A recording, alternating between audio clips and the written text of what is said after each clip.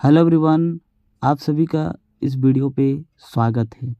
दोस्तों, आज हम लोग इस वीडियो में history honours third semester major paper 4 के क्वेश्चन पेपर को डिस्कशन करेंगे। दोस्तों, ये एग्ज़ाम आप लोगों का 28/11/2024 को यानी कल ही को ये संपन्न हुआ है। और आज हम लोग इसमें जो ऑब्जेक्टिव क्वेश्चन था किस तरह का था और ऑब्जेक्टिव क्वेश्चन में कौन कौन सा ऑप्शन सही है वो देखेंगे। साथ ही साथ ये बताएंगे कि जो मैंने आपके लिए इम्पोर्टेंट क्वेश्चन बनाया था क्या उससे प्रश्न आया था कि नहीं। चलिए इस वीडियो को शुरुआत करते हैं। पूरा वीडियो को ध्यान से देखिएगा और आगे का प्लानिंग भी हम लोग डिस्कस करेंगे। दोस्तों, जैसे कि पहला आपका ग्रुप 1 में 5 गो ऑब्जेक्टिव सवाल पूछा जाता है, तो ऑब्जेक्टिव सवालों से ही आज का जो क्वेश्चन पेपर है उसका शुरुआत करते हैं। दोस्तों, पहला क्वेश्चन था ग्रीक यानी यूनान यात्री मेगास्थनीज किस मौर्य सम्राट के दरबार में आया था। तो दोस्तों, मैंने आप लोगों को ऑब्जेक्टिव क्वेश्चन का जो थर्ड सेमेस्टर के लिए वीडियो दिया था उसमें पहला ही क्वेश्चन था कि चंद्रगुप्त के बारे में मैंने बताया। वहाँ पर मैंने बताया था कि चंद्रगुप्त के दरबार पे एक ग्रीक दरबारी आया था जिनका नाम था मेगास्थनीज। तो इस क्वेश्चन का राइट आंसर हो जाएगा चंद्रगुप्त मौर्य। ठीक है, जो जिसने भी प्रथम ऑप्शन को चुना है उसका राइट आंसर है। दोस्तों, नेक्स्ट प्रश्न हो जाएगा मौर्य काल के सर्वोच्च अधिकारी को क्या कहा जाता है। दोस्तों, यहाँ पर हिंदी में एक अलग लैंग्वेज है और अंग्रेजी में एक अलग लैंग्वेज है। दोस्तों, अंग्रेजी में यहाँ पर देखिएगा officers of Mauryan administration were knowns. मतलब क्या होता है कि जो मौर्य काल में जो प्रशासनिक का सर्वोच्च अधिकारी होता है उनको क्या कहा जाता है और वो कौन सा पोस्ट है जो सबसे सर्वोच्च होता है प्रशासन में। तो दोस्तों, आप लोगों का ऑप्शन इस तरह से था और इसका राइट आंसर हो जाएगा समहर्ता। ठीक है, जो प्रशासनिक में सबसे सर्वोच्च अधिकारी होता है वो होता था समहर्ता। दोस्तों, नेक्स्ट क्वेश्चन था कुषाण वंश की राजधानी कौन सा नगर था। दोस्तों, इसमें कोई डाउट नहीं था कि पाटलिपुत्र उनका एक सबसे विकसित और उनका सबसे बड़ा मतलब शहर था। लेकिन दोस्तों, जो कुषाण थे, कुषाण ने अपना राजधानी पुरुषपुर को किया था। यानी ऑप्शन जो सी है ये आपका राइट आंसर है। नेक्स्ट क्वेश्चन है चीनी यात्री फाहियान किस गुप्त शासक के काल में भारत आया था। तो दोस्तों, जब मैंने आपको गुप्त वंश के शासक चंद्रगुप्त द्वितीय के बारे में थोड़ा बहुत पढ़ाया ऑब्जेक्टिव के माध्यम से, तो उस टाइम मैंने बताया था, पूरा डिटेल्स में बता दिया था। अगर आप वीडियो पूरा देखे हैं तो आप जानते हैं कि मैंने कौन सा शासक के दरबार में कौन सा विदेशी यात्री आया था। तो उस टाइम मैंने बताया था कि फाहियान एक चीनी यात्री था जो चंद्रगुप्त द्वितीय के दरबार में भारत में आया था। तो ऑप्शन नंबर सी इसका राइट आंसर होगा। दोस्तों, नेक्स्ट क्वेश्चन बहुत ईजी सा सवाल था। सवाल है कि शून्य का आविष्कार किस भारतीय वैज्ञानिक ने किया था।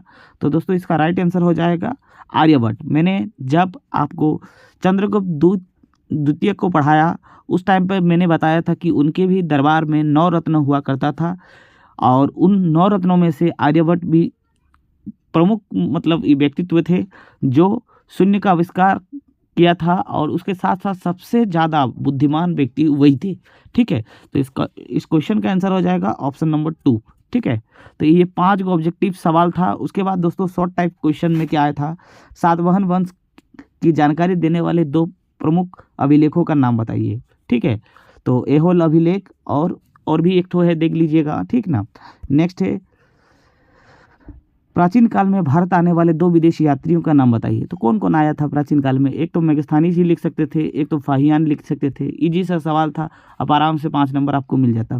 ठीक है दोस्तों, जो ग्रुप सी है, ग्रुप सी में आपको लॉन्ग क्वेश्चन था। लॉन्ग क्वेश्चन में पहला सवाल थे अशोक के अभिलेखों को संक्षिप्त में विवरण दे। यानी अशोक ने जो अभिलेख लिखा था उसका आपको बताना था कौन कौन सा अभिलेख, कितना अभिलेख लिखा, क्या क्या लिखा और उसके साथ साथ सम्राट अशोक के विषय में आप क्या जानते हैं, क्या जानकारी प्राप्त है बताइए। तो मतलब जो मैंने आप लोगों को इम्पोर्टेंट क्वेश्चन का जो पीडीएफ दिया था है ना, उस पीडीएफ में मैंने आपको एक सवाल करवाया था अशोक के धर्म से आप क्या समझते हैं। तो दोस्तों वही सवाल है, कभी कभी ग्रेजुएशन में देखा जाता है कि सवाल थोड़ा चेंज कर लिया जाता है, ठीक ना, लेकिन सवाल वही पूछा जाता है, आप लोगों को वही पकड़ना है, बस सवाल क्या दिया गया है। तो अगर अशोक का धर्म पढ़े होते तो आप अशोक का धार्मिक जीवन के बारे में जानते, उन्होंने क्या क्या कार्य किए वो जानते, अशोक के शिलालेखों के बारे में जानते, अशोक के अभिलेखों के बारे में जानते। तो बस वही तो सवाल है, ठीक ना। नेक्स्ट सवाल है मौर्य कला एवं स्थापित का विवरण दीजिए। तो दोस्तों ये सवाल मैंने इंपॉर्टेंट क्वेश्चन के वीडियो में बताया था कि ये सवाल एक बार जो चित्रकला और कला के बारे में एक बार पढ़ लीजिएगा, तो वही सवाल है। नेक्स्ट था मौर्योत्तर कालीन समाज का विवरण दीजिए। तो मौर्योत्तर काल का समाज कौन कौन सा था।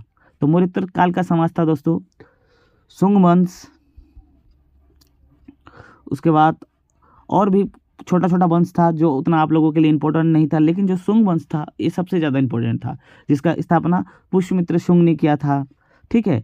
और जो पुष्यमित्र जो शुंग थे ना, वो बृहदत्त को मार करके गद्दी पे बैठे थे। बृहदत्त मौर्य काल के सबसे लास्ट रूलर थे, यानी शासक थे, ठीक है।